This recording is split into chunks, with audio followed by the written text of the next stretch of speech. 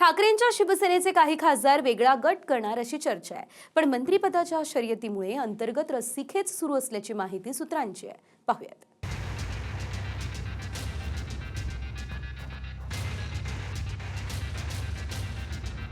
Operation टायगरच्या चर्चा ठाकरेंची शिवसेना किती फेटाळत असली तरी दिल्लीत मोठ्या हालचाली सुरू असल्याची माहिती आहे. आणि सूत्रांकडून मिळालेल्या माहितीनुसार केंद्रात मंत्रिपदासाठीच ऑपरेशन टायगरचं घोडं अडलंय. ठाकरेंच्या शिवसेनेतून फुटणाऱ्या गटाला केंद्रात मंत्रिपद हवंय आणि फुटणाऱ्या गटाला मंत्रिपद देण्याचा शब्द मिळाल्याची माहिती आहे. पण मंत्री कोण होणार यावरून फुटणाऱ्या गटात रस्सीखेच आहे.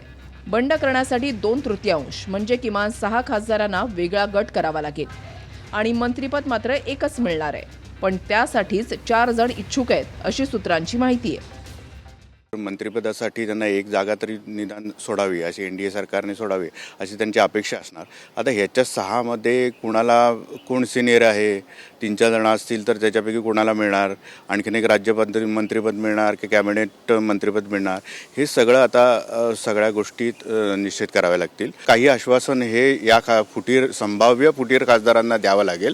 तर ते दिलं आणि ते जर निगोशिएशन्स यशस्वी झाली तर ठाकरे गटाला ते 6 खासदार कदाचित शिंदे गटांमध्ये जाऊ शकतील.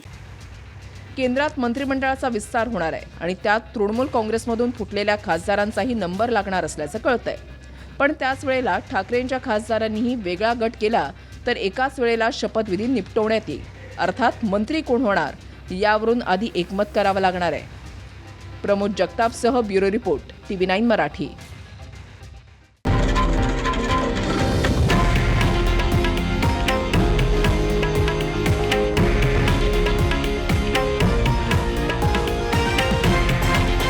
हे आहे देशातील नंबर 1 न्यूज नेटवर्क आणि आपण पाहत आहात TV9 मराठी, एकमेव.